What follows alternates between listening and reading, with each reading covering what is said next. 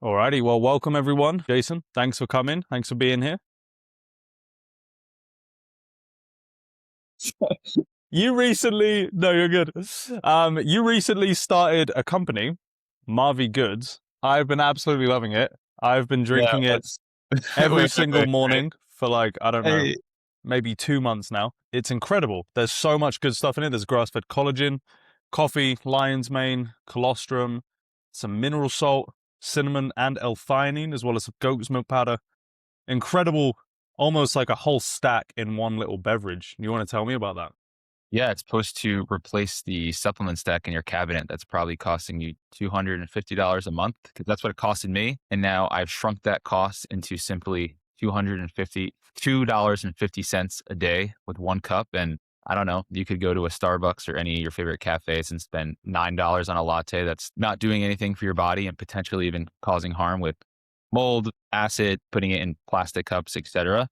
So this replaces your entire supplement stack with a healthy coffee, and you're not going to get any of the jitters that you get with regular coffee because you have the L-theanine in there, which is an amino acid that is going to take away that cortisol spike. And then also, coffee is a diuretic, meaning you're going to pee out minerals during the process. So that's why I added a lot of Baja Gold sea salt in there, which is very mineral rich. So it's going to replenish those minerals to combat the diuretic effect of coffee. And then also when you pair coffee with healthy fats and protein, you're absorbing that cortisol at a lesser level. So that's why I have things there like collagen, colostrum, goat milk powder, etc. So it's kind of an all-in-one delicious morning coffee and amazing ritual that also, in addition to being a healthy drink, it's going to allow you hopefully to take, 10 minutes of your time to disconnect from your phone, your device, and just be present with yourself and give yourself about 10 minutes to, you know, be conscious of your thoughts. Maybe you're journaling, maybe you're sitting outside and just watching the birds, sitting out in the sun and not being attached to your phones upon waking up, which unfortunately is what most of us do each and every single day. So that was some of the inspirations behind creating it. It's super good. And like I said, I've been having it every day now, and now I've been having it for about a month or two. I can't imagine not having it. I will continue to buy this, or if you're gracious enough to continue gifting it, I love it. I would absolutely continue buying this. I think it's incredible. The L-theanine as well. I was always skeptical of the effects that that would have with coffee. I was like, yeah, whatever. But to tell you the truth, I've been adding cold brew to mine with it Nice. and just upping the caffeine, and it's fantastic. It's no jitters at all. Super good. What was the inspiration behind starting it? I know you said Yeah, that I you would say there's probably three inspirations behind starting Mavi Goods. One was I always drank cacao as a kid. My grandfather grew up in Peru where cacao is very prevalent and it's not just like a commodity, it's a ceremony for, the heart opening effects and just bringing people together. So he brought that into our household. And so I always drank that growing up. And so it was kind of paying a little bit of homage to my grandfather. I would say, secondly, I've been a personal chef for professional athletes for a decade now. And with cooking for them, I'm using a lot of these functional ingredients to help them perform not only on the field, but off the field, which includes things like collagen, colostrum, lion's mane for focus and the cognitive benefits. And I just experimented with all these ingredients over time. And then obviously the final cut of what made it to the cup, on your end are the ones that I found to be the most beneficial for me in years of taking them. And then also just them working the most synergistically of all the ingredients. And then thirdly is what I touched on before. I just wanted to create a morning ritual that allowed people to disconnect from their phones and just be present with themselves and what really matters in life, which is what's in here and what's in here, not what's here. So those were the major inspirations behind starting it. and you're Peruvian. I am on my mother's side. Yeah, my mom, she was born there, and then they moved to the US. So my grandfather grew up in Lima. Cool. And drinking cacao is, I know you just touched on it, but it's a big thing over there. Huge thing over there. Yeah. And again, it's not a commodity, it's treated as a ceremony and it just really brings people together. And so like obviously, we talked about the coffee that I launched, but yeah, I also launched the cacao is what originally had started it. And then I worked on this idea for years. And then the idea for coffee only came about a year ago, but the idea for launching a cacao came probably 3, 4, 5 years ago. In the last 3 years is when I really started working on it. Fantastic. Yeah. And so that's cool. Is it like, I'm trying to make an equivalent. I grew up in England partially, and we have like tea time. Hmm. So in Peru, you have maybe cacao time with your family, or if you have Yeah. guests over, maybe you make a cup of cacao or something like that. Yeah, and I enjoyed it because again, it brought us together, but beyond that, I was never really a coffee drinker until about a year ago. I was always a cacao drinker because I naturally just have a lot of energy, and I felt like I didn't really need that much caffeine. Coffee used to, like, honestly give me the jitters, so I was never a coffee drinker. Cacao has a minimal amount of natural caffeine in it, but it also has theobromine, which provides a steady boost of energy, but also that heart opening effect that allow people to, like, feel this overwhelming sense of just, like, gratitude and openness, and that's always what resonated with me. And cacao is just, it's so powerful. It's rich in minerals, magnesium, which we're all deficient in. Not only does it taste delicious, but it has a lot of amazing properties, including antioxidants, polyphenols.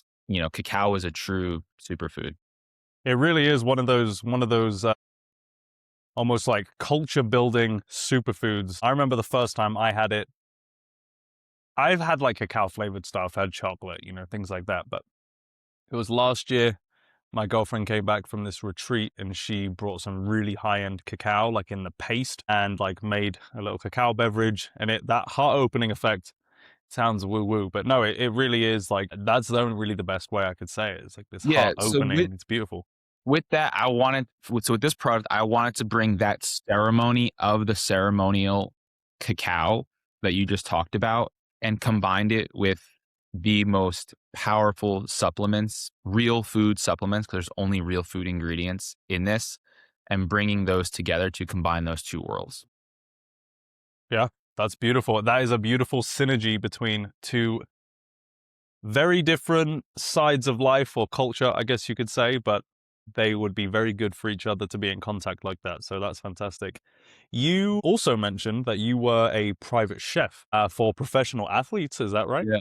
Yeah. So I would say, yeah, I've been doing it for a decade. I'm taking a hiatus right now, which I'm not sure is going to flourish into a temporary hiatus or a permanent hiatus. But yeah, that all started growing up. This might sound a little like unrelated, but it's going to tie into it. I grew up in a rural area, like outside of New York City, and I just always was into art. I was always painting. I was always going to the river and finding pieces of driftwood and just, wrapping copper wiring around it and making all these amazing art pieces. So it was a creative outlet for me, art was. And then, when I was growing up, when I was probably like 12, 13, 14, my mom was sick and she was a single mom taking care of three boys. I wanted to take some food off her plate, her responsibilities, I guess in a literal sense, and I was like, "Yo, let me help you out with cooking." And then cooking quickly became a creative outlet for me. I feel like I was able to like make different dishes and et cetera. And I was like, "Oh my God, this is a way for me to, yeah, just be creative." And then also, my mom was on a health journey at that time of overcoming sickness, which ended up being the biggest blessing in disguise for her. And then I was very active playing sports and stuff. So I kind of all just like formed into one thing of like health, cooking, creativity. And I never did it for work. And after college, I just started posting some pictures of like healthy food that I was making and working out just to inspire friends and family to simply take autonomy of their health and, just help them hopefully, understand that I don't know, just how to live healthier. And then a basketball player in the NBA, like, I guess somehow found my Instagram and I had like 200 followers and I was getting like 3 likes. I guess stumbled upon one of my posts of something I made and DM'd me. And I thought it was fake for a few weeks. I just thought it was spam. So I never responded. And then they DM'd again. And he was just like, "Hey, I'm looking for a personal chef. You really seem like you know what you're doing. You look very physically fit." And then I told him, I was like, "Hey, I don't do this for work," but he was still adamant on wanting for me to cook for him. So he flew me out to Los Angeles and cooked for him for 2 days. Loved it. And then I immediately quit my job That's and amazing. started doing that as my career because I was doing something completely different before. That is so, it's one of those moments where it kind of just falls together like that. But looking back, it really does. I mean, at least from my perspective, sound like one of those destiny moments of it just came together the way it was meant to come together. I would say it was very much a destiny and a calling for me because I've always been a big manifester ever since I was a kid. And what's funny is about how this journey started of cooking for pro athletes was I went to Los Angeles to visit one of my best friends and I loved LA and I was just like, I could really imagine myself living there and I would love to live there. And 2 weeks after I got back from my trip is when I got that DM, Wow. quit my job, started working with this guy and moved to Los Angeles. So it was just like crazy how the universe works. And then over the past 10 years, there's been times where I've considered not doing this as a career anymore. I loved it. It's treated me extremely well. And to get paid well for doing something that I love and that hopefully brings value to people's lives is incredible. But at times I've tried to step away from it just to have like more personal time and freedom for myself because it can be pretty demanding. Just opportunities continue to keep like opening themselves up for me no matter how much I like wasn't trying to seek out opportunities. So I think just the universe has blessed me with the ability to like hopefully cook healthy and inspire people along their health journeys, with that. With these opportunities that come into your life from the universe, from God, wherever it may be, do you feel like they're things that, because I think about this, I feel like there's two sides of the, I don't know if there's two sides of the coin, but I see online in our space people focusing on one or the other. One is like a manifestation, a visualization thing, more of like taking that universal calling onto their own responsibility. And then the other side is a more surrendering and allowing things to happen. Of course, both play their role. But did you feel like when the universe was flowing to you with these opportunities and things, was it something you were actively seeking out, or was it something you were just super open to and just went where the river took you, I guess? I was simply trying to share the most authentic version of myself out into the universe, and these opportunities just presented themselves to me. I think once I started in the career path, I did make it a focus to whether it be like posting more or trying to manifest more. But in terms of it starting, I was literally just like, I literally just want to share the most authentic version of myself because if I can't share that most authentic version of myself in regards to anything out into the world, then you're hiding your true nature. And then I'm not sure if that answered your question. No, no, it does. It was just making me think. I mean, looking back on my own life and experience a little bit, like there's been lots of times where I've really put my all into things, but looking back, the universe didn't give me anything back. And to be quite honest, it's like I don't think I was fully aligned with who I was meant to be in my most authentic self, Okay. like how you were expressing. And it's taken me a while to figure out, to whittle everything down until, what is really me. And then I feel like as soon as I found that kind of level of authenticity, the universe did start to give back. And that was a really cool thing. It took me a while to learn. Yeah. Alignment as well, because that's how I became friends with you after seeing the content that you have posted aligned with who I am as an authentic being. And obviously that's you sharing your authentic self, which was, that brought us together as friends here Yeah, now. it's a cool thing. I'm trying to wrap my head around all of it, but there's something there that really makes sense of like when you are the most authentic and like I actually think maybe it comes easier to some people than others, but being genuinely authentic actually takes there's a nice happy side of that, but then there's a a harsher reality to it that is painful. Like to really be authentic, you have to get rid of a lot of the stuff that isn't necessary, at least in my experience. There's a loving aspect to it, but there's also like a harsh discernment of like, do you really need this? Is this really serving you, etc.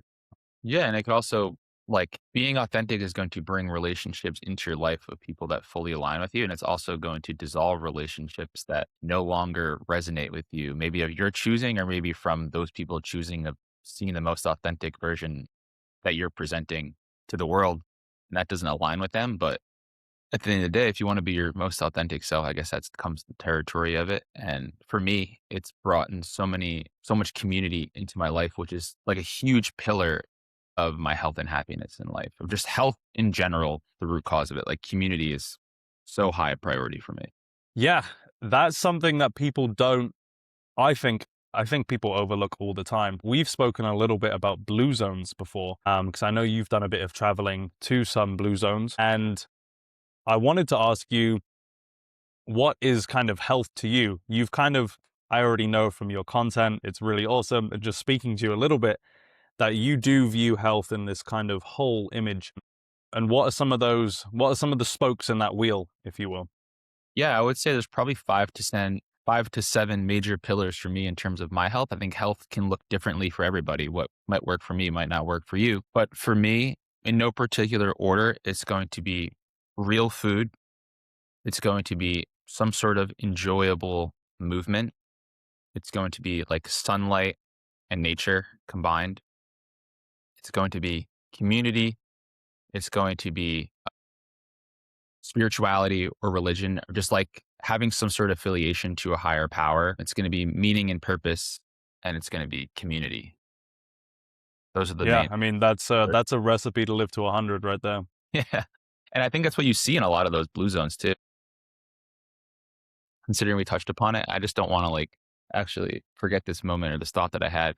But for example, like I live here in Los Angeles and you can see these buildings behind me, which is not the environment that I want to be living in. Like, granted, there's not too many buildings. I only live about a mile and a half from the beach, and there's a lot of nature around here.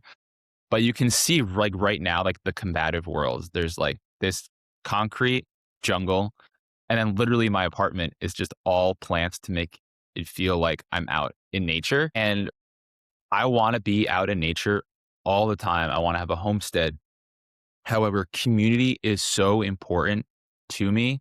The friendships that I've made here in LA have changed my life like profoundly, that it's worth it of being in this environment, at least for the now, so that I can hopefully discover who I am as a person and build what I want to build. And then like one day I will be on like this side completely just absorbed out in nature away from a city.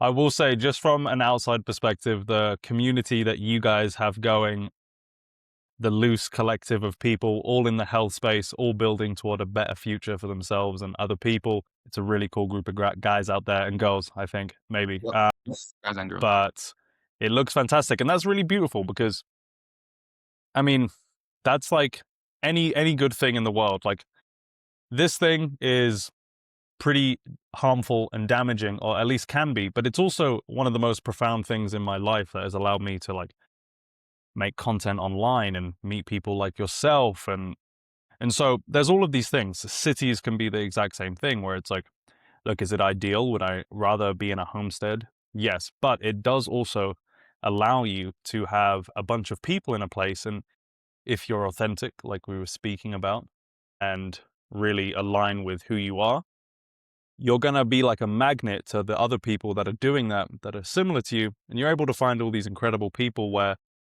if you're in a homestead in the middle of nowhere, it is going to be trickier unless you already have found those people. Mhm. Where were we? We were talking about blue zones. You mentioned that you've done some traveling before. Was that any inspiration on your health journey, and how did that affect it? Huge impact on my health journey, on my professional journey, on my personal journey, my spiritual journey, like literally all facets of it. Yeah, I didn't really like travel too much growing up, but in college, I majored in sustainable agriculture.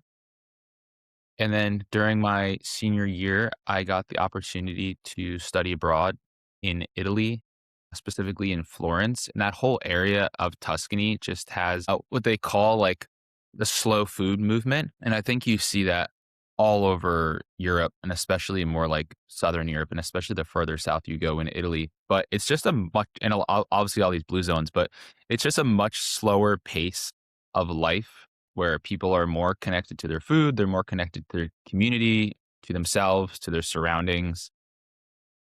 And I didn't anticipate any that this would have this much of a drastic effect on me in going there.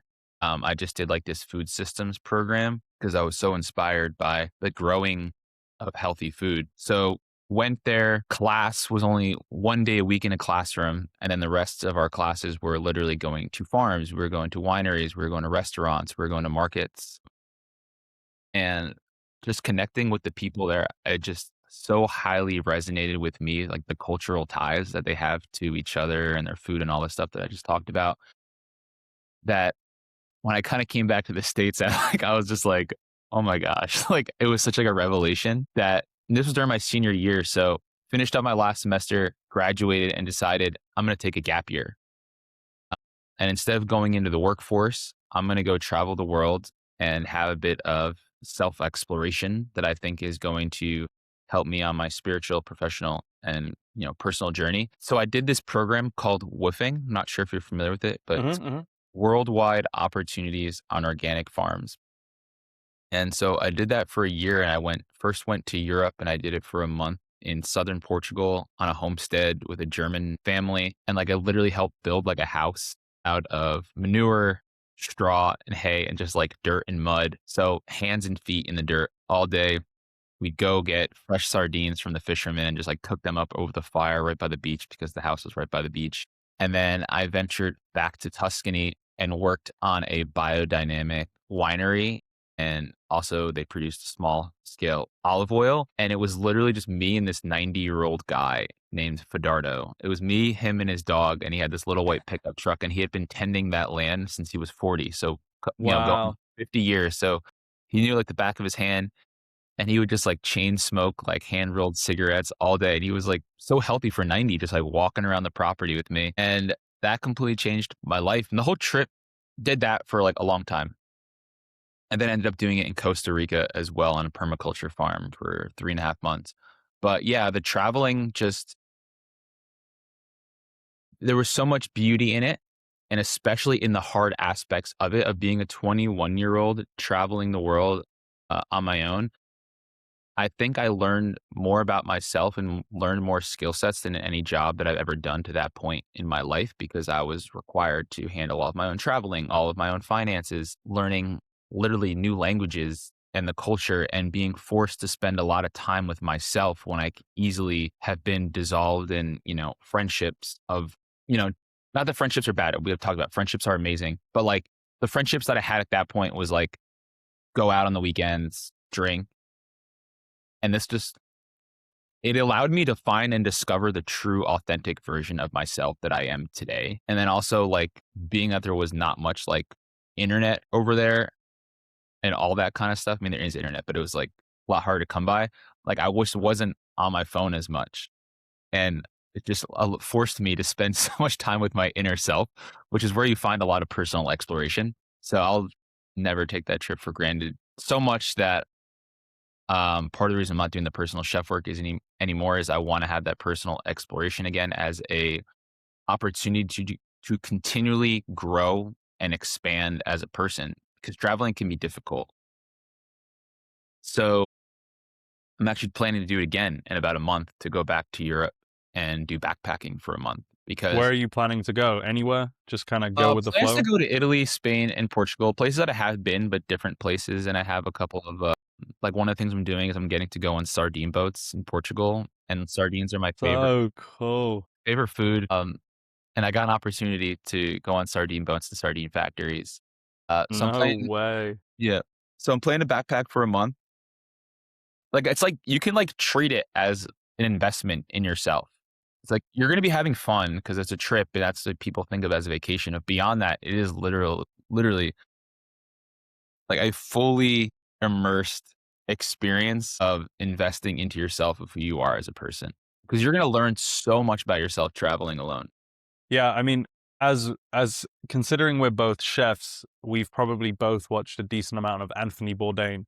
If Yeah. you've watched any amount of Anthony Bourdain, you'll know that this is stuff he talks about all the time and how traveling changes you and also makes you notice things about yourself in other people and learn about other cultures. And it does genuinely give you a perspective because you can go somewhere completely foreign, see how different things are, love it, but it can also give you appreciation in different ways to go back home and help you realize what maybe you've been taking for granted at home, and then also see the things that are maybe better over there. It's just a great experience. And I'm a sushi chef, and working anything with fish, like a sardine boat like that, just sounds like an absolute dream. I love sardines as well. All of those fish in Japan are called hikari mono. It means like silver thing, silver skinned fish. And in Japan, they're everyone's favorite. They're so good for you. It's like sardines, mackerels, anchovies. You're That familiar. the smash fish, Yeah. those are the fish that I pretty much solely eat, which is going to be sardines, mackerel, anchovies, salmon, and herring. And Interesting. Smash. I've never heard that. yep, an acronym. And then because those are the fish that are basically the lowest on the food chain, and so they have the lowest accumulation of heavy metals and mercury. So they're just considered the healthiest fish. They're the highest in omega-3 fatty acids, EPA and DHA, and then they're the lowest in heavy metals because like obviously the food chain is going to be a hierarchy, especially out in the ocean. And so a bigger fish like tuna, swordfish, shark, etc., they're all eating the fish below them on the food chain. And so like just say like it's like smash fish here, tuna here, swordfish here, and like sea bass and stuff and shark. Every time you move up the food chain, that fish was eating something below it. So it's accumulating those heavy metals. So the lowest of the food chain is going to be technically the healthiest. Yeah. They call that bioaccumulation. Yeah. And yeah, it's true. I mean, unfortunately, we do have to worry about things like heavy metals and microplastics in our fish these days. And eating lower on the food chain, like you said, is just going to be so much better for that. And even better, like things like oysters, things like scallops, bivalves, they're even lower. And it's very cool. I heard a really fascinating lecture years and years ago about kind of this theory of humans being essentially like pseudo marine mammals. Mm. And or like he was basically laying out an argument of we are coastal mammals, so not fully in the water, because there's all of this. We know this. So like with anything, it's like what's usually good for us is what's true, if that makes sense. But here, bear with me. A lot of the things that we need for like human flourishing, especially brain development, things like that, are almost exclusively found the highest amounts in like coastal marine fish and animals like scallops and oysters and smaller fish that are like bait fish around. Things like DHA that you mentioned, omega-3s, they're the highest amounts in creatine as well. All of this stuff. And it was just a really interesting theory because it made me start thinking about like how our ancestors evolved and how much of human civilization, for the most part, is set up around coasts. Obviously, there's a bunch of reasons for that, but yeah, there's big reasons to think that eating fish from around coasts and kind of being around coasts is extremely good for us and probably how we evolved in many ways. A lot of the blue zones are like that. That's true. I didn't think about that. Gadia in Greece, Sardinia in Italy, Nasara Peninsula. Wow. Yeah. Um, Okinawa. Okinawa is an island. That's Wow. Well, there you go. yeah. That I never made that connection. And then the other fifth blue zone is here, Loma Linda, which is only like an hour and a half here from LA, which is really very obscure blue zone in my opinion, but it is like Mediterranean coastal as well. Yeah, I found out there was one. This would be a outlier for the coastal thing, but unless I'm wrong, Boulder near me in Colorado is also a blue zone. Yeah, there's like 5 official blue zones, and then there's a lot of just like pseudo blue zones that I think probably meet Okay, the accreditation of like what a blue zone is, but like they're not like highlighted as like the true 5. that makes sense. But I can Yeah, very Boulder's a very healthy community. I've been there. Very healthy. Yeah, it's kind of crazy because it's half of the people are like college students, and then the rest are very successful older people who are extremely active. You'll see like 90-year-olds going up, like biking up mountains like this is insane. And you were talking about like movement you enjoy earlier as one of your pillars, Yep. which clearly seems to be something that is super needed for longevity. I think we always try to break things up into like their constituent parts into smaller and smaller pieces, and we usually only think about movement in some kind of like scientific, muscular, skeletal way. Like, you have to lift into old age because it's for bone density or what have you. But the enjoyment aspect of it, I think, is so crucial because if you're not enjoying it, you're not going to do it forever. And That's why. just in, yeah, Yeah. go ahead.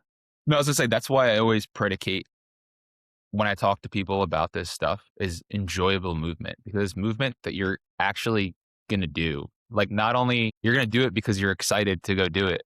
You're not gonna do it because you feel like compelled like you need to. And if you feel compelled like you need to, you're not gonna be as consistent in it. 100%. And then also if you're doing something that you enjoy, I think just like the frequency behind that is like a benefit in and of itself than doing something you dread versus doing something you want to do. I This is something I've learned as I've matured in my health journey. We've spoken about it a little bit together, but I was always trying to get healthy since I was like a teenager. And I would be really off and on. I'd be really intense for a few months, give up, etc. And it would be with different disciplines of whether it's, lifting weights or doing a martial art or playing soccer, what have you, rock climbing. I've dabbled in a bunch of stuff. And I always thought in the moment that I had to keep doing that one thing forever. Otherwise, it would be a failure and I'd lose all my skill in it. And looking back, that's probably an issue with self-identity. I felt like I didn't have my own calling or identity, so I was really trying to latch it onto whatever discipline I was doing at the time. But one thing I've matured in my health and just come to understand is that I don't have to continue doing the same discipline forever. You can return to it, you can stop. But now as long as I'm doing, like you said, a movement that I enjoy, I'm happy. Sometimes it's going to be lifting weights, but after a few months, to be honest, sometimes I get bored of the bodybuilding style and maybe I want to go do MMA. That was something I did recently. I was getting a little bit bored of the curls, the bench press, the squats, and I was like, let's do something really different, more fluid, more whatever. And I started training some MMA, and it was just like my intensity and stoke for training and enjoyment, flow state came right back. And now I've gotten a little bored of that, and I'm, getting back into playing soccer and lifting a bit more. And so it's just like this, just enjoy it. Don't try to stress yourself out. I mean, you already summed it up, but movement that you enjoy, as long as you have that enjoyment. I also think there's some spiritual soul benefits. I know Ray Peat talks about it a little bit of just doing things that you love, that you're excited to do, that get you up in the morning. If it's a hobby like movement, just do whatever that is. You don't have to overthink it. Yeah. That was actually not to like bring this back up, but like of getting up to do something you're excited about, like in taking 3 years to make this, like this, it started as just like a personal pursuit of creativity. I was like, I want to create something and share it with the world. And so it took 3 years, but like every day I'd wake up and devote, maybe it's 5 minutes one day, maybe it's 6 hours the next day. But just like it was a creative outlet for me of actually to create something and put something out into the world, which is hard because you're opening yourself up to judgment from others just so that they don't like it, or opening yourself up to maybe fail at something. But I was like, even if this product fails, I'm not failing because I am going to learn new skill sets. I'm going to put myself out there into the universe and I'm going to learn so much about myself along the way. It's going to improve my work ethic and I'm doing something that I'm scared of. And I mean, that's kind of like the myth of, the dragon, the massive, scary, mythological beast that hides all the treasure and sits on all the gold. That's kind of that mythological motif of the biggest, scariest, most dangerous thing potentially also has the biggest rewards inherently. And sometimes you have to go slay that dragon, whether it's, starting a company that you've been dreading and nervous to start, but it's still just picking away at you. And in your mind, there's something calling you to do that. If I can give anyone any advice, is listen to your conscience, build a relationship with it. It does speak to you, and people, in my experience, you can go a long time ignoring it and just putting that off and saying that's some societal norm or something and blame other people for it. But your conscience is speaking to you.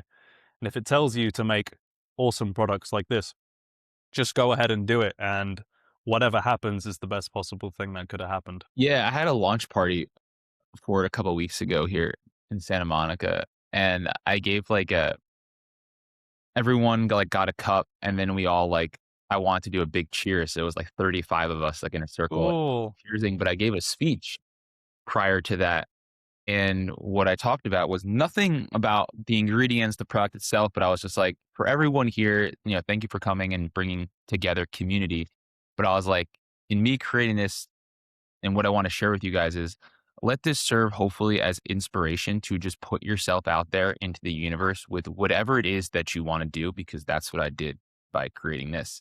Whether it's like you want to start posting more, whether it's like maybe you have a skill like you're into woodworking or something, but you're afraid to share that journey with the world, of like, do that. Whatever it might be, just go tackle whatever it is that you want to do. There's fear sitting in your heart or your stomach about it, because you're going to live with that regret much longer than the regret of doing something and potentially failing, but you're still not failing. yeah.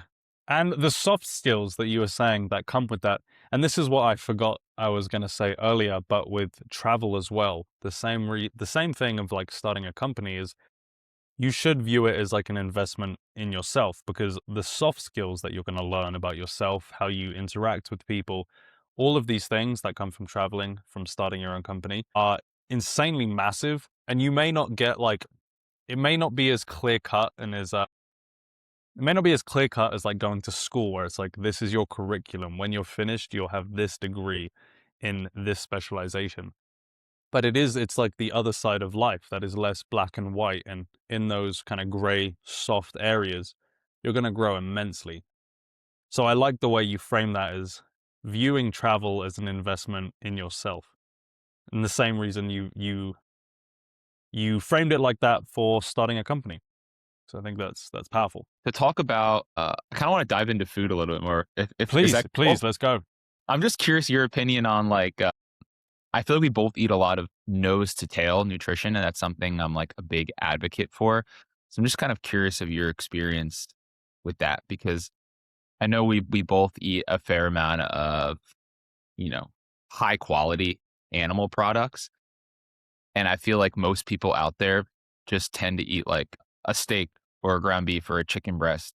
And it's not to say that those foods are bad for you, because I think they're incredible for you. But I just think that meat goes so much far beyond that, in terms of eating nose to tail and utilizing the entirety of an animal and, honoring that animal's life. So I'm just kind of curious your relationship with nose to tail nutrition, because I think it's something we can share a lot with the world. Totally. I think nose to tail is crucial.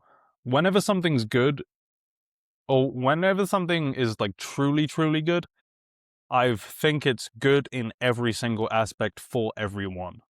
So eating nose to tail is so much better for the environment. People talk about how bad cows are for the environment because we have so much excess of them in massive factory farms. So we can have like McDonald's burgers. And then, like, I don't know, 30-40% of that cow is just waste. Yeah. They just take the muscle meat and it's gone. So eating nose to tail is better for the environment. It's better for you. It's also better for the animal. Like you said, this like kind of honoring the animal. If you were living in a hunter-gatherer society and you killed an animal, it takes an immense amount of work and resources, and usually men, to kill a big bison or cow or some kind of ruminant animal like this. And you have to go through all of this work. You're not going to just pick out the tenderloin and the ribeyes and chuck away the rest. Like, you're going to use it all.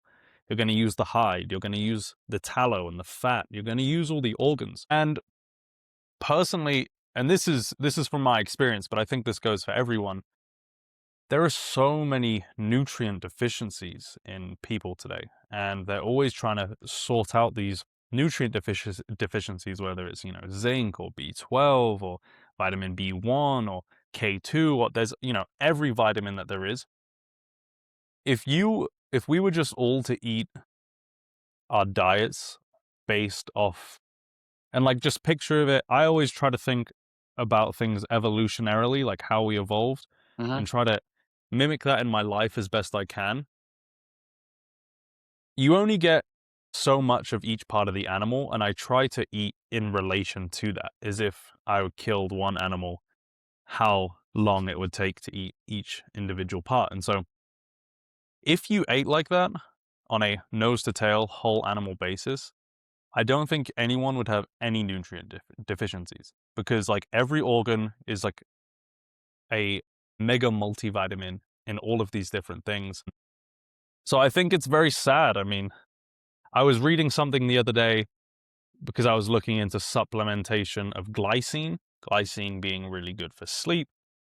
And it was basically talking about how in cows, glycine, I forget the mechanism, but essentially, if you only eat muscle meat, it strips your body of glycine.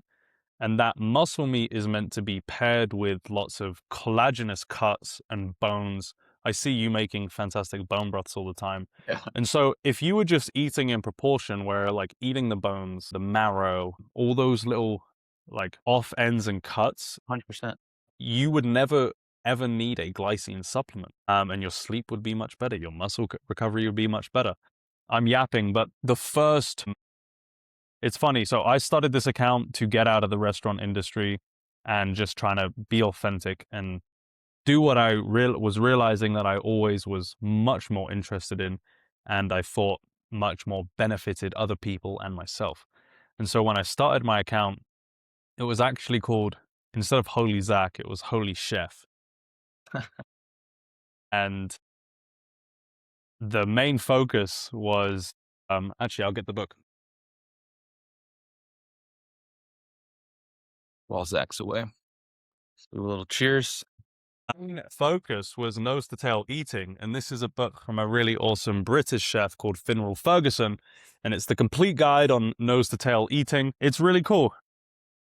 Lots of really interesting dishes. That's like an oxtail soup, pig's ear soup, and it's just, he was doing this before it was like a Liver King trendy thing. He started Right. this restaurant in London in the 90s or 80s, I believe, and I just found it really inspiring. Not only is the stuff delicious, it's so much better for us. And if we all ate nose to tail, literally one cow could feed like an entire family of 4 for a year or more, And it's a shame that we've lost it. I'm glad to see us coming back, Yeah. but I'm that's like a my take. Yeah, I wanted to bring it up just 'cause I'm a huge advocate for nose to tail nutrition. Like, I grew up hunting. I've harvested many deer in my life, and we always used the entirety of the animal. Like, even my brother is a taxidermist, and he would dry out the hides and make So cool. pieces of stuff for the house or that we gift to friends of just like, covers for like the couches or beds or things like that. And when I shot my first deer, it was like a tradition to take a bite of the heart out of the animal, and then we'd use the bones to make bone broth. We'd feed it to the dogs. Literally nothing would left go. Nothing would be unused in terms of that. And like I even got to help harvest a cow in Costa Rica and butcher the whole thing. I love butchering animals while obviously paying as much respect as I can to that animal and hope in hopes that it lived you know, a fulfilling life. But Yeah. yeah, I love nose tail nutrition, and I've seen the benefit that it's had in my life of being someone who was vegan for 4 years, many years back, and just returning to how my body intuitively felt that it needed to eat to thrive. And it's not to say that everyone needs to eat that way. I resonate with it. Like if someone chooses to want to eat plant-based and, they thrive on that because I've seen that happen, then that's awesome for them. But I would say eating a lot of animal and plant foods for me is what resonates most in my journey. And I just simply just share my experience online. I'm not telling anyone like you should do this or you should do that. It's more of just like, let's just share our experiences and maybe it'll inspire people to try it out. And if it resonates with them, it does. And if it doesn't, then it doesn't. But yeah, Yeah, I mean, I also was vegan for a few years, 2 years. a lot of beauty in it, honestly. There I would is. never take the experience back for anything. Like I want to let you finish your point. So No, no, no. I was probably going to say the exact same thing, I think, as what you were saying. So, okay. So my experience, I always ate healthy, but like doing it, I didn't even follow a vegan diet. I never said I was vegan. I just said I follow a whole foods plant-based diet. Like I mhm. was literally, not only was I eating like chickpeas as opposed to impossible burgers, but I was doing sprouted chickpeas. I was Cool. taking it, I was doing sprouted nuts, taking it as like far as I could of real whole nutrient dense foods. And I felt good for a couple years. And I'm assuming that's part of the fact of I was eating whole nutrient dense real foods and not like slop of like processed prepackaged foods. That's going to help anybody, be it if you're eating meat or plants. And then also, I think just like for the first couple of years of just the joy behind it of like thinking I was doing something that's amazing for my health of again, like that like frequency and that energy of being positive about it. There's that effect as well, like a placebo effect. But then after a couple of years, my body intuitively told me of like, because I grew up again hunting, fishing since I was a kid, and I ate those things, and my body was probably very used to that. That after a couple of years, my body was giving me signals and signs, physically and mentally, of like, you need to start eating animal foods again. But it took me a couple of years so I did like 2 years eating a whole foods plant based diet, like positive energy, and then 2 years negative energy behind it. Because those 2 years of negative energy, I created a lot of friendships around it. And I was like, I became almost like an identity with it. And I was like, well, I don't want to lose these friendships. Like, that's important to me. And this is all the stuff Mhm. we talked Mhm. about earlier of just finally being like, I need to be authentic to myself and listen to my body because that's the most important thing. And if like those friends can't understand that, then maybe they aren't truly my friends. And if they can understand it and we can have opposing viewpoints and still remain friends, and like that's even going to strengthen our relationship even further. So that was my identity with like vegan. The last 2 years as well were tough for me because I grew up with an issue. I guess I still have it because it never leaves you. It's candida, which is like a bacterial overgrowth, like a yeast, and it feeds off of sugar in the body. And so, as a kid, whenever I eat a lot of sugar, I would have a lot of like itchiness, hives, redness from eating just like sugar as any child does. But when I was doing the vegan thing, the whole foods plant-based diet thing, just to consume enough calories to fuel myself because I'm a very active person, I was needing to eat a lot of peanut butter, which has like a lot of mold in it.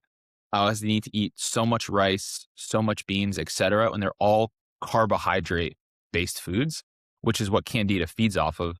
So the last 2 years as well, it really brought out my candida more than it ever had in my life before because I was technically needing to eat these foods for the calories. And that's because that's the only thing I was allowing myself to eat. So when I decided to eat meat again, like my health really drastically improved energetically, but also physically in that regard. I had essentially the same exact experience for the most part, aside from like the candida aspect. But I started whole foods plant based, and it was very powerful in the beginning. I think with anyone, you want to believe in the way you're eating, and so be honest and true to yourself. I think like talking about placebo, like there's been so many studies, like doctors will make incisions on people's knees, tell them they just got an ACL reconstruction surgery, just tell them that, and then they wake up and they've done absolutely nothing to their knee. They just make a little cut and make it look like they went in, and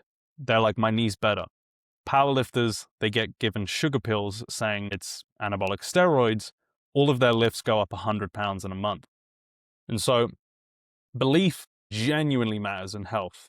And no one can like choose what that is for you. Like you will only know and resonate with something that you believe. And in the way that we were talking about movement earlier and not getting stuck in one thing, it's beautiful that humans can be so intense and latch on to certain things. And sometimes that is authentic for people. Like I know and I don't mean this in the wrong way. Like, I know people who are fairly unidimensional, and these are people that are like trying to master their craft and they love it. And I've always had the respect for that. But not everyone's necessarily like that. And there should be ebbs and flows to whether it's your movement training and the style of exercise that you're enjoying at the moment. And the same thing with your diet. Because if you were truly honest with yourself, like you were explaining, it can be really powerful to go on a vegan diet for a little bit, but once you've built that identity and those friendships around it, leaving that is very, very difficult. And that's kind of the darker side to it. And that's everything has that. There's a YouTube channel that I love called New Earth Fitness. I plug it, Okay. I feel like, all the time. But he's a vegan, but he's just so based. I mean, he lives out in the forest and he doesn't care to put labels on it. He doesn't care what really anyone thinks, but he's genuinely living in like this Eden-like state and he doesn't want to kill things.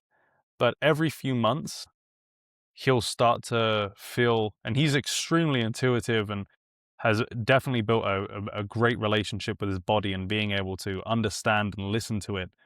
That's a skill, actually, I think doesn't get talked about enough. Like being able to listen to your body and what it needs and understand those signals. Hmm. But every few months, like 6 months or something, he says like he needs to eat some eggs or some milk or some meat.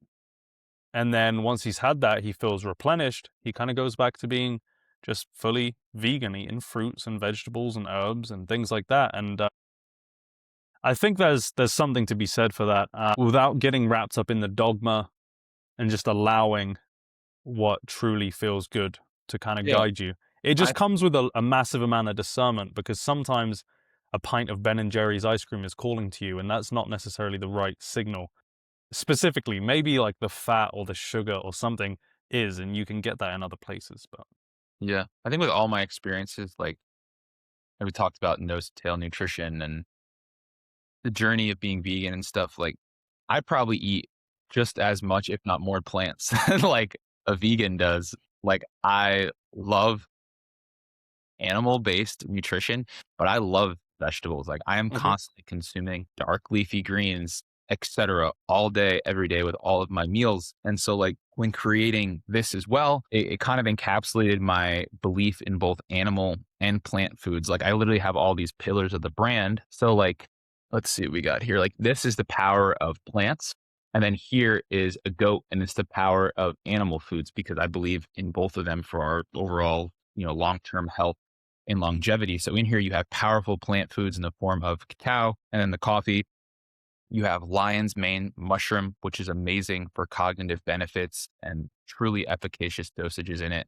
And then I'll like obviously Ceylon cinnamon, powerful plant foods combined synergistically with powerful animal foods in there, being grass fed collagen, grass fed colostrum, naturally A2 goat milk powder. So I want to just combine, again, both the power of plants and animals into one all in one, delicious drink that's hopefully going to serve your body well. So that was like a big belief in terms of the nutrition aspect behind it.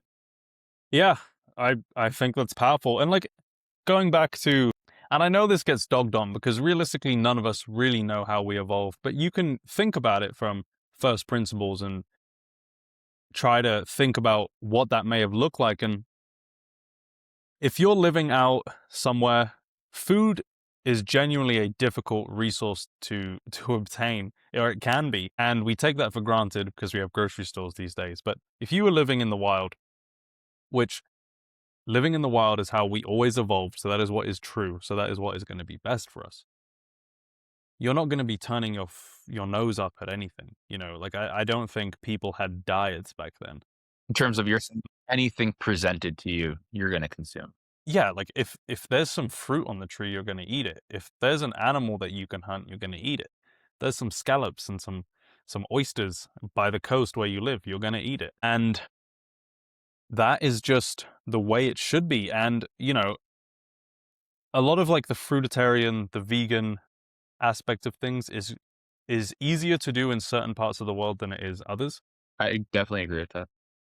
Like when I was in Costa Rica, I was talking to Case about it, and he was saying like since moving there in this tropical area, he feels way less of a craving for meat, for beef, and he's eating way more fruit and coconut, and like you're getting energy from other things other than fruit, like the ocean and being grounded, being in the jungle. Like fruit grows there abundantly all the time, and so that's fantastic. And a lot more of your calories can come from that naturally. But you grew up in northern New York, right? Upstate New York. Yeah, upstate New York slash like Pennsylvania, but like you're Okay. total. It's like all the same. And so when you grow up in a northern climate, that level of fruit and kind of natural abundance isn't there.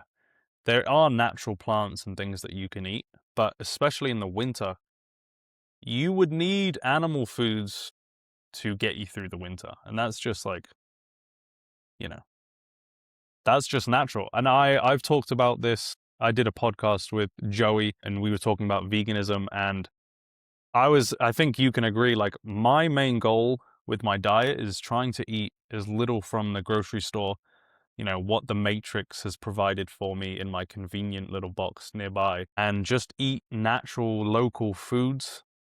I mean, when you say local, it automatically makes it, a circadian diet, so it's seasonal. It's all of the buzzwords. And, in the winter, that's just, I can't eat I don't know if it makes sense when it's snowing outside in Colorado to eat mangoes and pineapples. Like circadian, Does you're also okay, so all that stuff is not prevalent during that time of year, but like even beyond that, do you find your body craving that stuff within? no, I want like stocks and soups Yeah. and hearty stews, and I think that makes perfect sense evolutionarily, whatever it may be. And then in the summer, when all the peaches are growing, the melons are growing, I'm going to eat all of those. I go to the farmer's market every weekend and I get a lot of fruit. Actually, recently, this little diet I've been doing to kind of upregulate my metabolism is I only eat fruit until noon. Repeating. Yeah, yeah. I've only been eating fruit until noon. And so I'm consuming only fruit for half the day, and it's fantastic, and I love it. But, after that, I crave some other things. You're really you're repeating. I am. I'm trying. I've never read any of his books, but I love the fella. I think he's fantastic. I need to read a few of them. I know Generative Energy is a good one. Have you read any of it? No, I just have a lot of friends that have gone to a lot of his workshops Cool. because he hosts them here in Southern California. Is he still alive? Sorry, I was thinking of Paul Chek. Paul. Okay, yeah. He's great as No, well. no, Ray P is not alive. I was like, Sorry, wait, I I always want to go confuse to these Chek and Ray workshops. P just because they're both singular syllable first and last name. Very similar. Paul Chek is also super cool and a wellspring of knowledge. Yeah.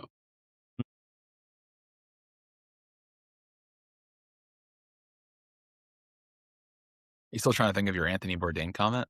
No, I've thought of it. It was the one with like soft skills that we were talking about, and just like learning about yourself in traveling, soft skills. Like a lot of jobs these days, like we only think about the hard skills, but the amount of soft skills that go into like getting a career, getting a job, building a relationship with someone, it's all or making friendships. It's all soft skills, And Well, so I have a question for you, which is going to be what inspired your health journey more than anything else? Because how long have you been on it now? actually, I looked yesterday. My first Instagram post was 9 months ago.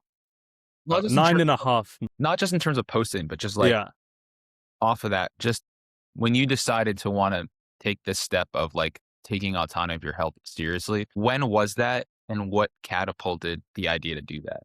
I mean, the Because health like I can, said, it's been like a roller coaster for me, and I've had very on and off moments since high school. This most recent one, funnily enough, started the day that I posted about it, essentially, or the week that I first made okay. a post. I first started with veganism in high school. That was the first time I thought about food and my health and my soul in a way, in a much more interconnected way with the world. I can eat something that's better for me, better for the planet, better for the animals. And I never thought about food like that. I was probably 16 at the time. Up until then, it was just you eat what was around you. You're a kid and you don't really think much of it. And yeah, dabbled in that, came off, and then had a multiple of these kind of, I think a lot of people today come from these places. You see this especially on the internet. Unfortunately, they come to health or fitness or working out from a place of insecurity, from a place of kind of self-hatred. Unfortunately, at least in my experience, I was like that many times because it's like you feel like shit, you're sick, you don't look good, and you have a feeling in you that that's not how things are meant to be, and it's not. It's true.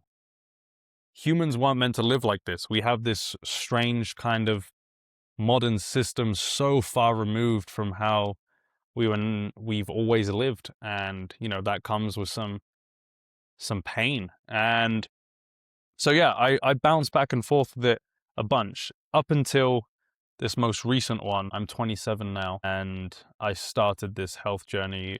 It would have been August of last year. I was at the worst job I've ever been at in my life.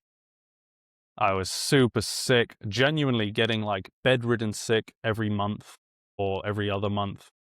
And my work was just, I was getting in trouble at work for being sick.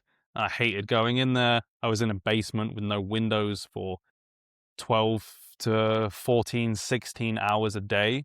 Yeah, no. 5 to 6 days a week. Chef life is not for the faint of heart. And I was just like, this is not, I'm a young man. I was 26, 27. I was like, this is not how I envision my life. If I were to be on my deathbed, I just envisioned myself on my deathbed and looking back on my life doing what I was doing in that moment and being like, if I continue living my life like this, this is not a life well lived. And I wanted more freedom. I wanted to be able to spend more time with Maura, my girlfriend, who I was building this incredible relationship with. And, you visualize building a relationship, building a family, getting married.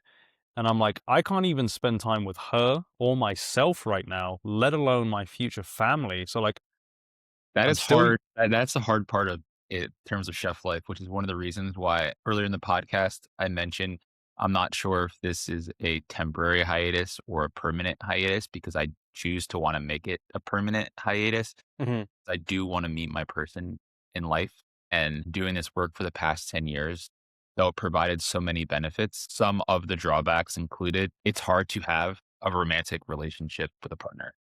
Yeah. And I throughout my whole young adult life was trying, I, so many failed relationships with people. I just couldn't make it work working those hours. And I felt like I'd finally met, the love of my life, like someone I genuinely of like, this is my person. Like the universe has gifted me. We should have never met and we just randomly did. And I was like, I cannot let this slip up. And for the first time, I met someone that I was like, I would happily rechange my identity and my work to make this work is more important to me. And I mean, this is a separate topic, but you're a chef in a slightly different way. I'm like a more traditional restaurant chef. Something I've come to learn to any of my chef friends who may be listening this far, I've come to realize that I think that restaurants are hospitality prostitution. I think they're really honestly evil. I don't think they should really exist in the extent that they do. I think if we got rid of like 90% of restaurants in the world would be a much better place. That being said, it's not like would want to enforce that because I know there's going to be exceptions to that rule and people out there that just love making food. And there's been lots of restaurants I've been to that I'm like, man, I'm so glad this exists. Like they are the small minority of people living authentically. And that could be like a grandma, just her overflowing love for hospitality and nourishing people overflows and she wants to do it for the whole community, not just her family. Yeah. But ultimately, I think hospitality, cooking for people, eating with people is something that is being lost. And restaurants and convenience play a massive part in that. And also just, our modern system is almost forcing that, most families, the mum and dad has to work these days. The domestic duties it's harder to have with just one person at home doing them. But we are losing something I think really important, and cooking for people takes a long time. It takes a lot of work. It takes a lot of love. It really is a labor of love. And doing it for random people that you may not meet or ever see again, I don't know. I know that's kind of graphic with the hospitality prostitution, but that's kind of where I've landed of like, maybe we're only meant to really cook for people that we really love because it's so labor intensive and you're never going to be able to pay the chefs enough without making every or every restaurant bill, $500, $1,000, whatever. And so, yeah, I wish more people would cook at home, eat with their families, sit at the dinner table together. Yeah. That's my take after So being in the restaurant industry. that's some of the inspiration of the content that I post on Instagram. I try to post a lot of, well, obviously a blend of nature, health, but also cooking is the mainstay of what I post about. And I always try to do so in like a very simple way. I think all of like the recipes or cooking videos that I do and like that I do post, I never do anything that I don't think most people can achieve in their own homes. It's never like too high level stuff because I eat very simple. Yeah, I me too. and so I authentically share what I make, which tends to be very simple, and hopefully I can inspire people to do similarly in their own home. And again, most importantly with that is just taking autonomy of their health. Yeah, and truly, like, there are exceptions. Like, some restaurants are genuinely very healthy, but you're never able. There's so many unknowns when you do eat out, Yeah. and eating from your own home is just the best way to get healthy. It's going to be cheaper. It's going to be more beautiful for the people you love and share food with. It does take more time though. And it isn't even cheap these days, So I get it. It is frustrating and there's some challenges with it. But there's something really biblical about it, like sharing food together. I've heard this be said as well, like, They do that in the blue zones. They're always yeah, eating of course. communal meals. Yeah. And no phones, you're just eating with people, you're talking to them, you're getting, listening to how their day went. And this is something I'm not saying I'm perfect at. I bring my phone to the dinner table so many times and then I eat the meal and it's like, oh, my girlfriend was sitting there the whole time and I barely spoke to her. And, like the temptations are there to not do that all the time for me as well. Don't get me wrong, but it's still an ideal that I don't want to kill. I've heard it be said that sharing food was actually the first one of the first currencies or one of the first sacrifices that people made because when you share food with someone, you are kind of creating, I'm speaking in like tens of thousands of years ago, human culture's kind of just coming around or what have you. Food is scarce, like we were talking about. You kill an animal, there's no refrigeration. So you kind of have to eat it quick or cure it. Maybe they had those technologies, maybe they didn't, whatever. And so you had to eat with other people that you lived with. And you sharing that food creates this beautiful, almost like human food bank to where, look, I'm sharing this with you. If I'm ever able to not get food in the future, or if you get food, then you'll share it back with me. And it creates this beautiful system. And we are losing that. And I do think it is to our detriment. And I find it to be no coincidence that it's something that is super prevalent in blue zones. Yeah. I have a question. I have a question that's been thinking of for like 10 seconds. Not Yeah. 10 seconds, probably 2 minutes. I just want to ask. It's actually not in regards to this, just regards of health in general. But what for you has been the hardest and I think just like the easiest levers to pull in terms of the health journey that you've been on? Mm, the hardest The hardest maybe for me was really being radically self-honest. That self-discernment in order to gain actual self-authenticity. I feel like it's taken me a long time to get there. and I had to try and fail at a bunch of different things. And I think that was all for a reason. I'm very grateful for it. But that was difficult for me. I think I've got a very dynamic personality ever since I was a little kid. I'm very open, and so I think everything is quite cool. There's a lot of things in the world that are really awesome, and so picking one is tricky. And And then I would say, yeah, all right, the easiest lever for you to pull, I meant it actually more in the way of what do you think is the easiest lever for people to pull that want to improve their health? yeah, easiest. I mean, going outside in the sun is one of the easiest things you could ever do. You don't even have to do anything. There's a good saying of any time you spend in the sun is productive. You can go out if you have to doom scroll. Go do it in the sun. Go Yeah. do it. Go do it grounded in the sun.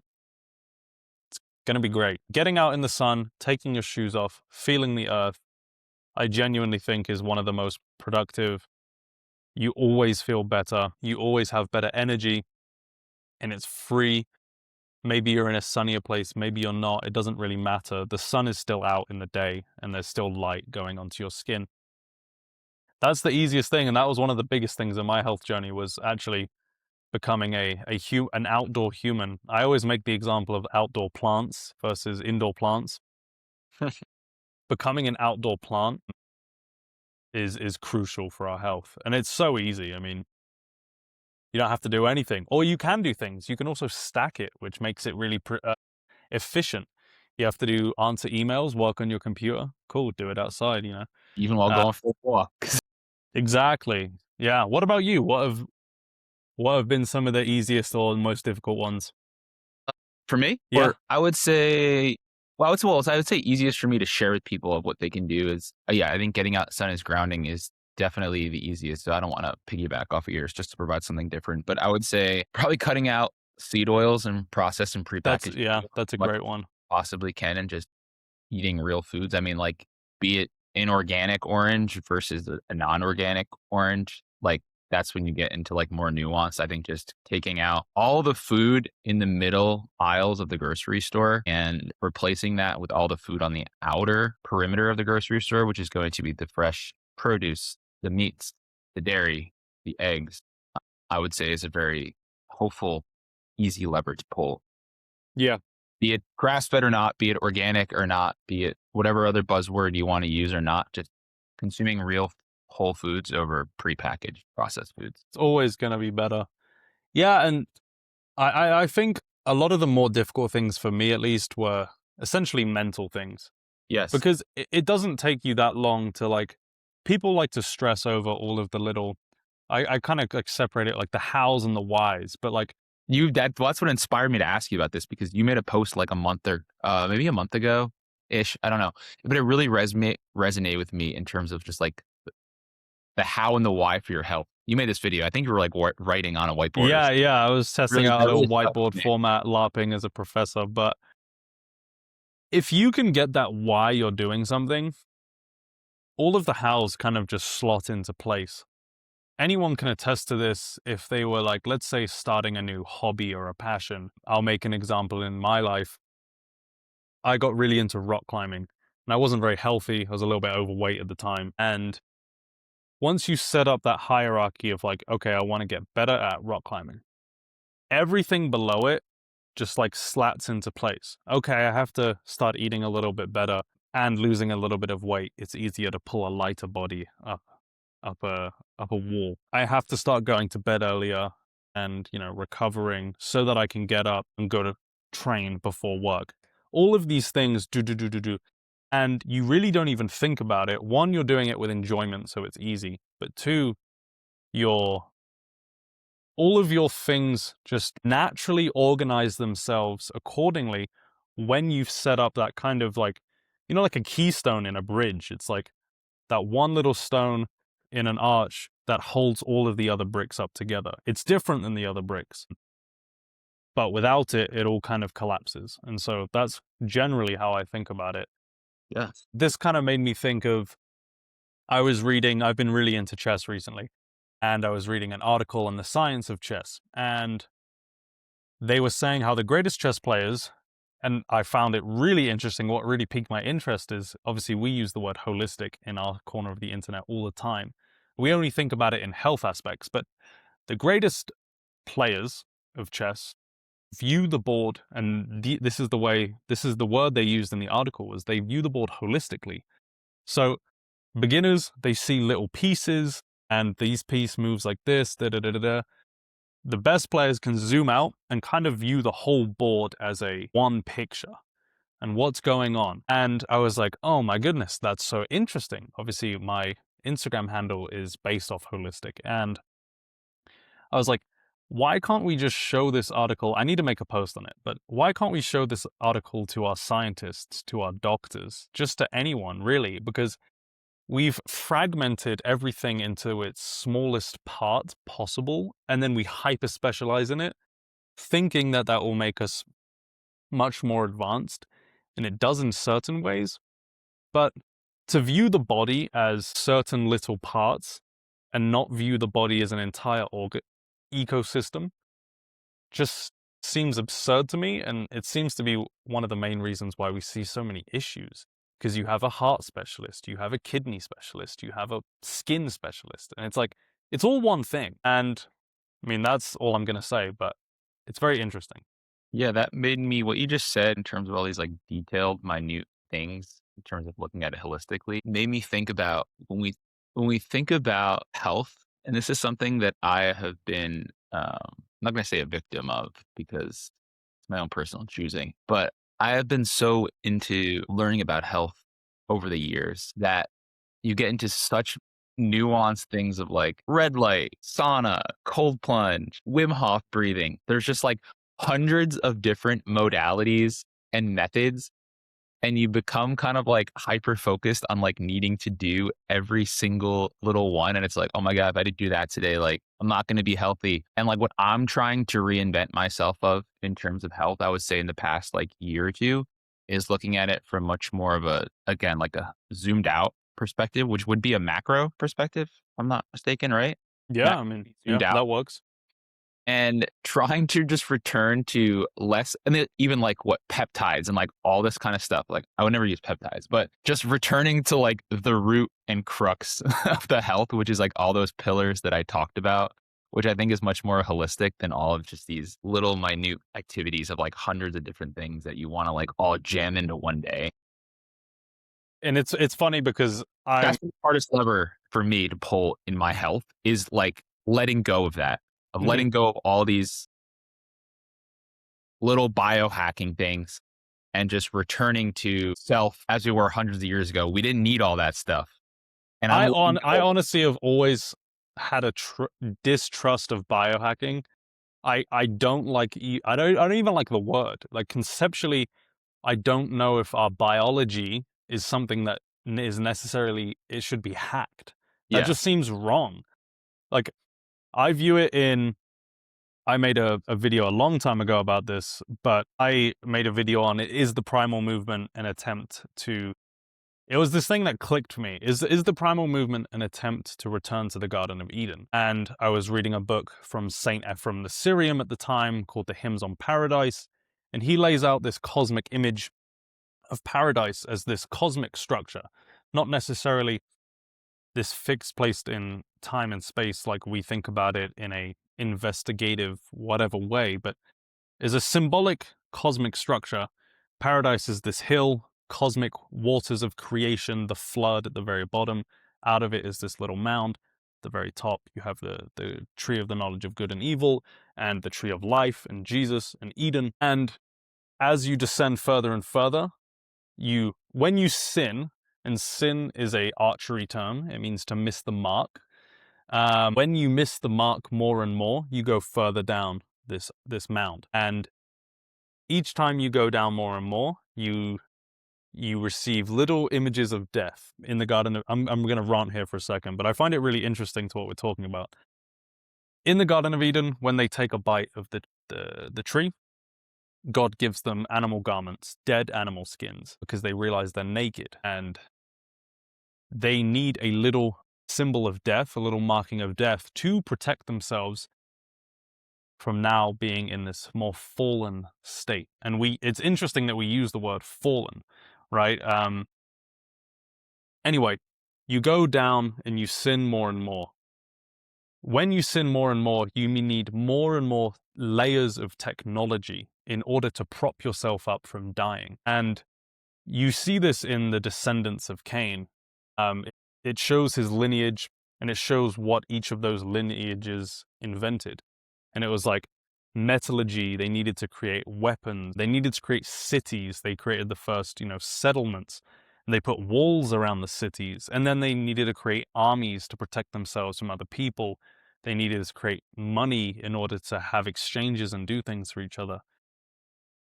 As you move further and further away from what is the center, you need more and more technology in order to survive.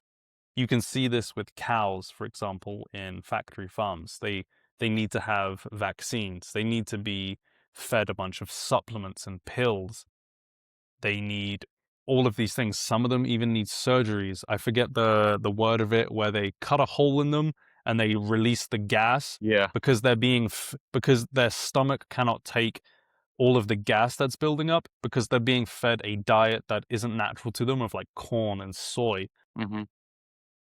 And so I just view health and everything in that image of like, it's not something that needs to be hacked. It's not something that needs a new invention, a new technology.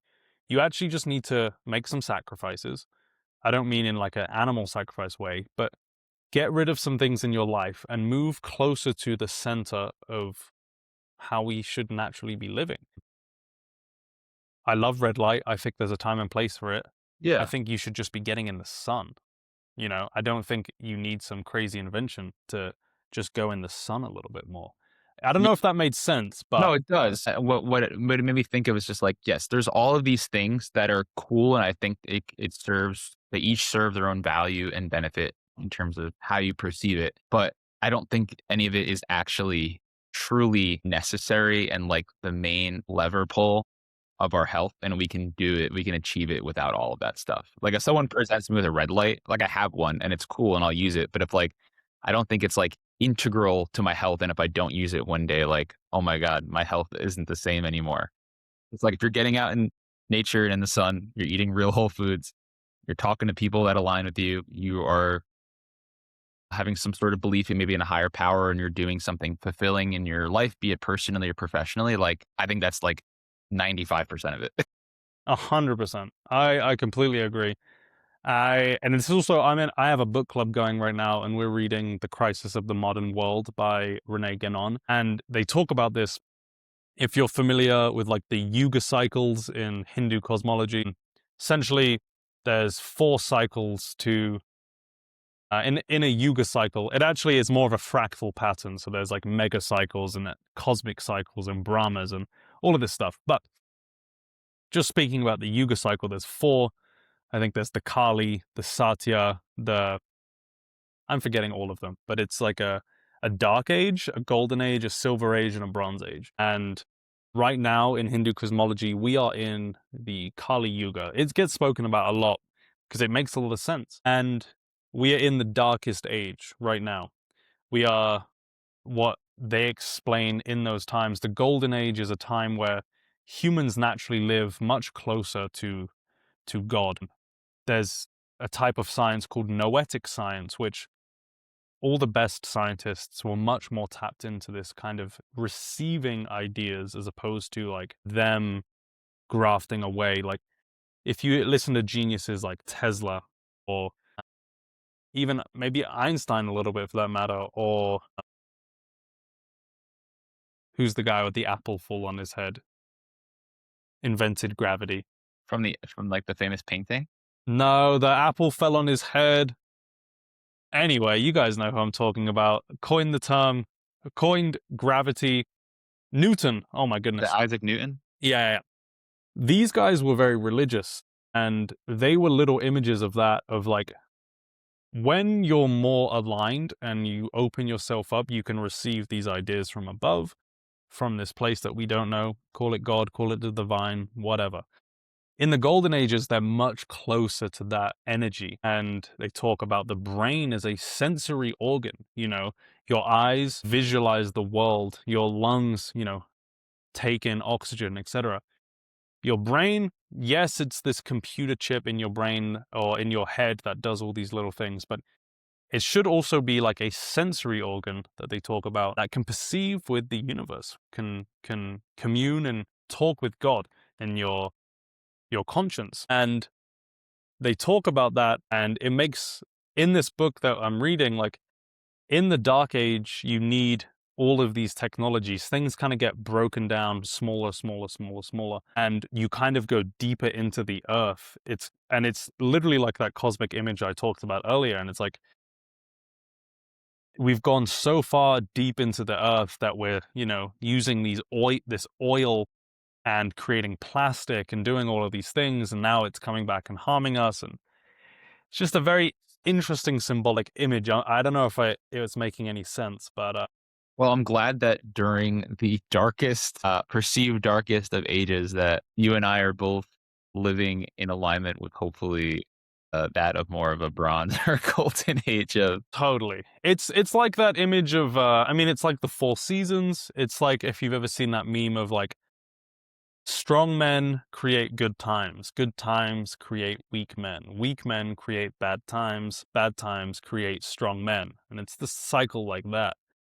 And I noticed that in my own life, just within myself. I might do something good for a while, it reaps good fruit, I enjoy that fruit, I get a little bit lazier, I get into a lower place, and I'm like, "Oh, shoot."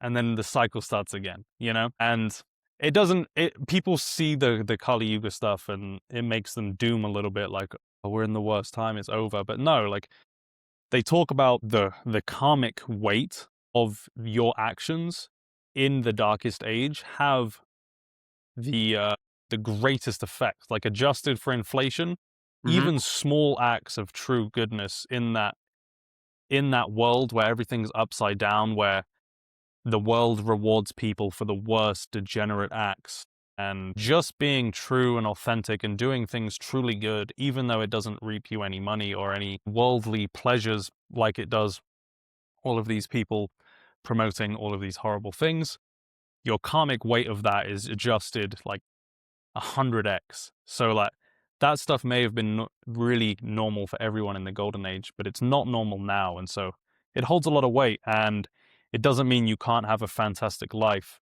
And I think it's a blessing to be in that age because, I don't know, I think about it like anything. It's like being in the gym and lifting weights. The bigger the weight, the heavier it is, the stronger you have to become. And that's a beautiful opportunity, not something to doom over. Like, the world is in a worse state. Maybe you agree or not, but that is calling you to become a much better person in order to make the world better. And, you'll be rewarded for that. Yeah, I think we're both hopefully doing a good job of that, of I think doing, at so. least doing our small parts in trying to make the world a better place. And yeah, and the same thing, like, you don't have to worry about the whole grand scheme of things all the time. This has reaped the most fruit in my life, is just worrying about, and this is kind of like, this is contradicting and sounds almost selfish, but it's the opposite. Just worrying about yourself, fixing yourself. Don't stress about the world as much just yet. Fix yourself, make yourself a good person. That's going to bring good people into your lives. Treat them well, have a family, treat them well. And all of these things just kind of ripple out Hmm. into the world, into time. You build a good, loving family. That creates little communities. Those communities end up creating cities or towns or civilizations. And like, every little thing you do, just focus about, yourself, the here and now, today, and it will ripple through eternity. I mean, the interesting other thing about posting on social media is you don't always get to see this, but you can make a post that someone can see and it can shift their entire life. I mean, that's happened to me with other creators, and, you know, I mean, don't take that for granted, shifted my life. for sure. It's like a post that I saw. I mean, I have seen posts that have also shifted my life, but by me getting over the fear of judgment, of like a lack of self-confidence, or just that friends were going to judge me for putting myself out there on the internet, of like starting to post some food.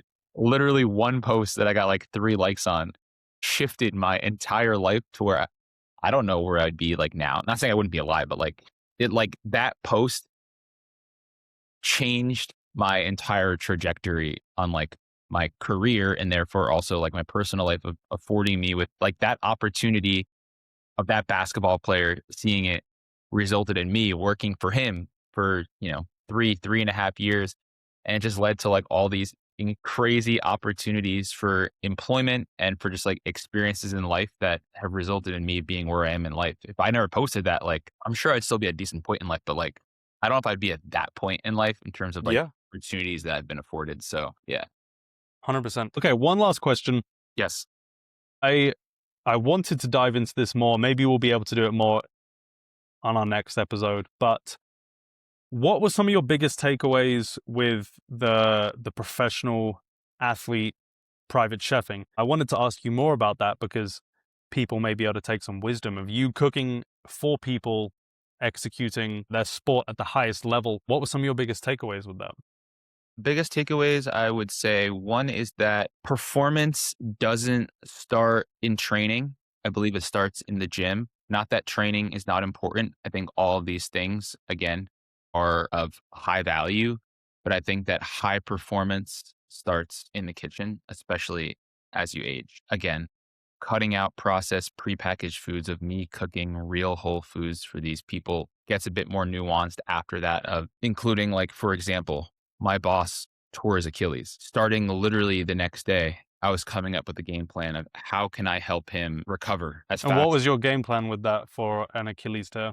That is how I became probably notorious for being the most educated bone broth producer of all Nice. time. Okay.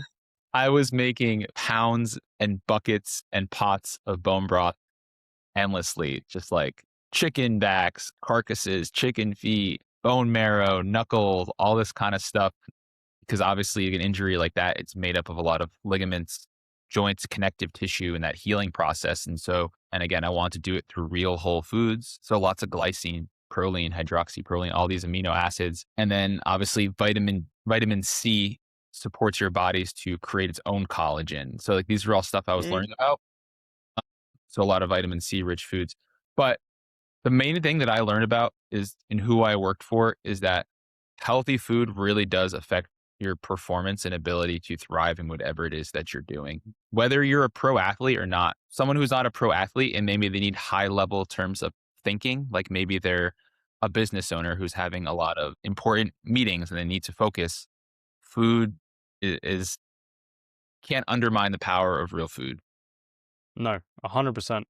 This was something Yeah. Case I heard Case say on one of his podcast episodes of like health, but he was using the word vitality.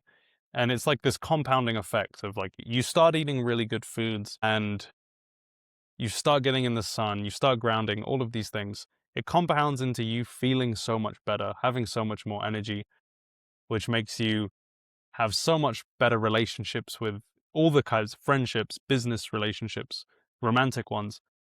And then it leads you into like having better jobs, making more money, starting your own things. And it's like this compounding thing of like you know, like those water fountains where there's one pool, it overflows into the next one, that overflows into the next one. Yes, and I have a perfect example for this, which is okay, so the people that I've cooked for, I'm cooking healthy for them. I can see the direct impact that the healthy food has for them. But by them hiring a personal chef to cook healthy for them, I have also seen it go past that where my healthy cooking has inspired them to take autonomy of other areas of their life for their health. And I think the cooking was easy for them because they didn't have to do anything. Like they were paying me to cook healthy food for them, but the eating the healthy inspired them to go out and do other things that they physically had to go do themselves that were also improving their health. And that was something I noticed massively in getting healthy this last time. To be perfectly honest, like I think there can be a pull to like this kind of David Goggins mindset of you need to take back your life and go run 100 miles and get in the gym and like. And to be perfectly honest, when I was first getting healthy again about 10 months ago, 9 months ago, I was getting sick every month, like for multiple days in the bed. I had no energy to go to the gym. And so I started with getting sun, eating good foods, like the foods you eat become you literally. It's kind of like a miraculous thing. Like, how can you eat these things that are outside of you? It goes into your body and then it becomes you. It becomes your skin. It becomes your hair, your cells. It's incredible. But by taking care of those kind of bottom ground things, even my thoughts, just speaking positively internally about myself, eating good foods, getting in the sun, after a couple months, I was not getting sick at all. I was feeling so much better. I had this kind of excess of energy that led me into working out, led me into making social media posts, etc. So it's something that no matter the situation you're in, it will improve everything about your life in every aspect, and it will lead to a compounding bettering effect. Yeah. So like I started cooking healthy for my boss. And then beyond that, because we spent so much time together and like I am an advocate for other areas of health as well, led into me and him going to swim in the ocean together, me and him Cool. going hiking together, me and him going grounding together, him buying like Rizal like barefoot shoes that have No like way. rounding copper piece in the bottom. And it's not to say that maybe some of those things were not a direct influence of me, but I think maybe the healthy cooking served as an inspiration to go do all those other things for himself. That's Now, brilliant. now it's beautiful to see. Whether it's indirect or direct impact from me, doesn't matter. Just seeing that for someone is awesome. I heard this a while ago and I'm forgetting who it was from, but one of the best ways you can help change people around you isn't necessarily this argumentative, kind of combative way of changing people, like beating it into their head and convincing them. Just Of serving as just an example. being like this light, being this kind of like beacon. This is something, I mean, this is very, this is intimate to me, but this is something I've prayed on a lot of like, how can I be a beacon for people of health or whatever so that they can just see it? I don't want to convince them and beat it into their skull, but how can I be the best beacon of light and goodness so that other people can move toward that goodness and light in themselves? And I think that's the best way to go about it for people, like people just seeing that, thinking what you're doing is cool. And you're not starting, you've been doing it on social media, and to great extent, I see your accounts growing really quickly. It's awesome. And I think you're being a massive beacon in your own corner of the internet. And it's amazing to see, and I'm grateful for it. This has been amazing. Guys, check out Mavi Goods. I promise you, you will love it. But Jason, the mocha combo, one scoop of each, is absolutely elite. Yes. Where can people find you? What have you got going on? Of course, we've mentioned Mavi, but please plug everything. Yeah, people can find me most prevalently on Instagram, and the handle is Jason Jason Pabst Pabst underscore. But once you type in Jason Pabst, it like should show up. No matter what I do for my life in terms of my career, I will continually post as regularly as I can of just again being a beacon of light to serve as inspiration for people to take autonomy of their health and their happiness in ancestral ways. And then the company that I started, again, any appreciation is supported, be it a follow on Instagram, be it a prayer, be it anything. Is Mavi Goods, and that website is mavigoods.com. I started this obviously in my own kitchen of just a personal pursuit of creativity and wanting to share something that really inspired me and improved my life like authentically. And I just wanted to share that with the world. But yes, mavigoods.com. And yeah, I just appreciate you having me on. And I'm Pleasure. hoping to, do another podcast again. If not, just like continually talking because like I just geek out so much about this stuff. And I do want to do an Instagram live with you. Yes, please. I would love to. We'll definitely do another episode. There's still many things I'd love to talk to you about, and I would love to do a live sometime soon here. Yeah. So Cool. thank you so much again for the opportunity. And Thank you for coming on. I'll be excited to listen to it.